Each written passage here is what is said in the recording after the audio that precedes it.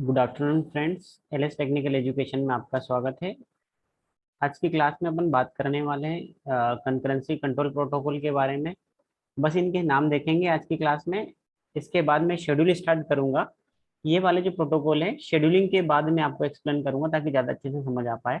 तो concurrency control का meaning अपन ने समझा था कि बहुत सारे मल्टीपल एग्जीक्यूशन साइमल्टेनियसली एग्जीक्यूट होते हैं। मीन्स ऐसा भी समझ सकते हैं कि जब कोई शेयर्ड डेटाबेस पर जब है मल्टीपल यूजर आप वर्क करते हैं तो आपके डेटाबेस में इनकंसिस्टेंसी आने की चांसेस रहते हैं।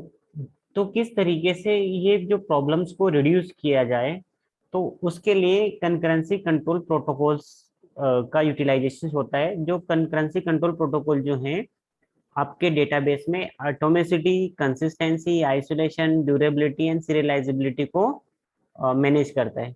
तो इसके लिए तीन प्रोटोकॉल्स हैं आपके। With the help of this three protocols we can control concurrency. So first one, log based concurrency control protocol, time stamped concurrency control and validation based concurrency control protocol। तो ये प्रोटोकॉल्स अपन जो है scheduling के बाद देखेंगे कि कौन कौन से किसका क्या पर्पस होता है। क्योंकि जब आपके सीरियल में मल्टीपल यूजर जो है आपके कंकरेंटली पैरेलली जब मल्टीपल यूजर आपके डेटाबेस को एग्जीक्यूट कर रहे होते हैं शेयर डेटाबेस को, तो वहाँ पे बहुत सारी इनकंसिस्टेंसी की प्रॉब्लम्स आने के चांसेस रहते हैं। तो उनको किस तरीके से अवॉइड करेंगे अपन, ये लॉकिंग प्रोटोकॉल जो है, locking based protocol, time stamp, ये इनकी हेल्प से अपन उनको रिड्यूस करेंगे। तो आज की क्लास का अपना जो मेन एजेंडा शेड्यूलिंग के बारे में रहेगा कि व्हाट इज शेड्यूल। शेड्यूल जो टर्म है आप लोगों ने ऑपरेटिंग सिस्टम में भी सुना होगा, जहाँ पे आप लोगों ने सीपीयू शेड्यूलिंग, डिस्क शेड्यूलिंग के बारे में देखा होगा। यहाँ पर भी डीबीएमएस में भी शेड्यूलिंग का सिंपल सा मीनिंग अगर अपन बात करें ट्रांजेक्शन्स में, तो आपके जब मल्टीपल ट्रांजेक्शन्स जो हैं एग्जीक्यूट होते हैं, किसी ना किसी ऑर्डर में एग्जीक्यूट होते हैं, तो उनको अपन बोलते हैं शेड्यूल। किस ऑर्डर में आपके डेटाबेस में आपके जो ऑपरेशंस एग्जीक्यूट होंगे वो आपका कहलाएगा शेड्यूल। तो आप इसको ऐसा भी बोल सकते हैं, a series of operations from one transaction to another transaction is known as schedule.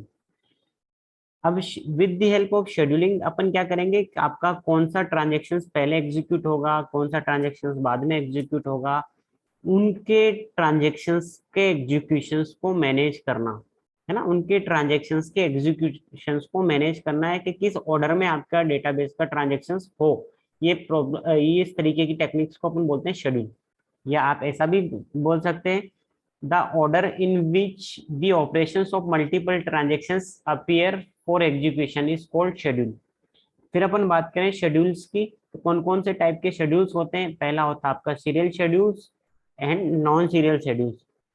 फिर नॉन सीरियल शेड्यूल को फर्दर कैटेगराइज किया गया है सीरियलाइजेबल एंड नॉन सीरियलाइजेबल। फिर सीरियलाइजेबल को फर्दर कैटेगराइज किया गया conflict serialisable and view serialisable. And non serialisable को फिर से कैटेगराइज किया गया है recoverable and non recoverable. And recoverable को फिर से कैटेगराइज किया गया है cascading, cascadeless and strict schedule. तो ये आपके शेड्यूलिंग के टाइप्स रहेंगे। ये जो शेड्यूल वाला पोर्शन है, आईएमपी आईएमपी आईएमपी पोर्शन है ना, आपके यहाँ से क्वेश्चंस पूछे ही जाते हैं हमेशा। गेट में हो या नेट में हो या आपके यूनिवर्सिटीज एग्जाम हो, वहाँ पे आपके पूछे जा सकते हैं। गेट नेट में तो आपको एक टेबल दे देंगे, वहाँ पे पूछेंगे कि कौन सा शेड्यूल किस टाइप का शेड्यूल है, व्यू सीरियलाइजेबल है, कॉन्फ्लिक्ट सीरियलाइजेबल है या नहीं है। यहाँ पे आपसे डेफिनेशन भी पूछी जा सकती है यूनिवर्सिटीज में, और आपको क्वेश्चन बना के दे दे, आपसे ये भी पूछा जा सकता है कि कौन सा शेड्यूल जो है व्यू सीरियलाइजेबल है, रिकवरेबल है, नॉन रिकवरेबल है, कैस्केडलेस है, कैस्केडिंग है, क्या है, स्ट्रिक्ट शेड्यूल है। तो इनको अपन वन बाय वन जो है देखने वाले हैं। तो सबसे पहले सीरियल शेड्यूल की बात करें कि सीरियल शेड्यूल क्या होगा। तो जब भी कोई शेड्यूल्स की बात करें कि जो उस शेड्यूल्स के जो ट्रांजेक्शन्स हैं एक के बाद दूसरे अगर एग्जीक्यूट होंगे तो वो कहलाएगा आपका सीरियल शेड्यूल। मीन्स जैसे यहाँ पे मैं बात करूं, आपका ट्रांजेक्शन T1 है एंड ट्रांजेक्शन T2 है, तो ट्रांजेक्शन T1 एग्जीक्यूट हो जाएगा, उसके बाद ट्रांजेक्शन T2 एग्जीक्यूट होगा। या इसको ऐसा बोले कि ट्रांजेक्शन T2 एग्जीक्यूट हो जाए, उसके बाद ट्रांजेक्शन T1 एग्जीक्यूट होगा।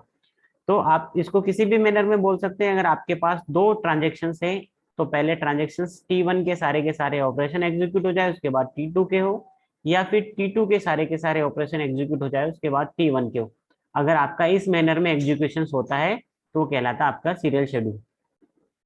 सीरियल शेड्यूल्स की क्या जो कैरेक्टरिस्टिक्स हैं इसकी बात करें तो सीरियल शेड्यूल ऑलवेज भी ये कंसिस्टेंट रहेगा आपका शेड्यूल, मींस आपके करेक्टनेस रहेगी डेटाबेस में। देन रिकवरेबल रहेगा,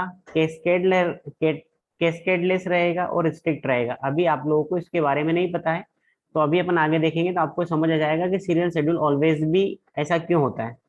तो सीरियल का सिंपल सा मीनिंग समझ आ गया कि अगर आपका एक ट्रांजेक्शन एग्जीक्यूट होंगे तो उसके जितने भी ऑपरेशंस होंगे पहले वो एग्जीक्यूट होंगे, उसके बाद ही दूसरा शेड्यूल एग्जीक्यूट होगा।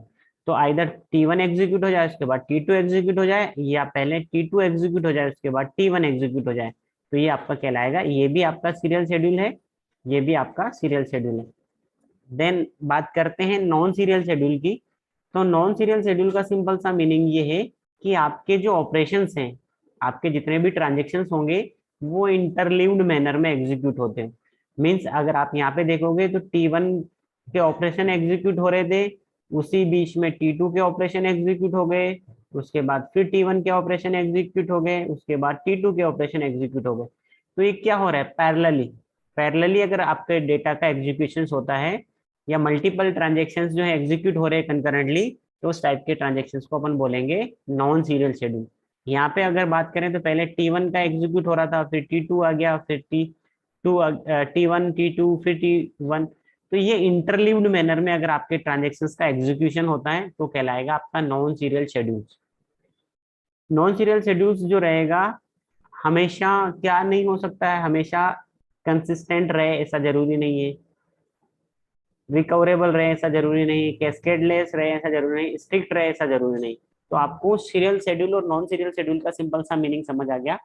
सीरियल शेड्यूल में एक ट्रांजेक्शन के सारे ऑपरेशन एग्जीक्यूट हो जाएंगे, उसके बाद ही दूसरे ट्रांजेक्शन के ऑपरेशन एग्जीक्यूट होंगे। जबकि नॉन सीरियल शेड्यूल में आपके इंटरलीव्ड मैनर में आपके ऑपरेशन या पैरेलली आपके ऑपरेशन जो है एग्जीक्यूट होंगे। कभी T1 के ट्रांजेक्शन के ऑपरेशन एग्जीक्यूट होंगे तो कभी T2 के, कभी T2 के तो कभी T1 के। तो इस तरीका का शेड्यूल आपका कहलाएगा नॉन सीरियल। अब इस नॉन सीरियल शेड्यूल को फर्दर कैटेगरी में डिवाइड किया गया है, तो नेक्स्ट लेक्चर में उनको डिस्कशन करेंगे। Have a nice day. अगर आपको मेरा वीडियो पसंद आया तो प्लीज अपने दोस्तों के साथ शेयर करें।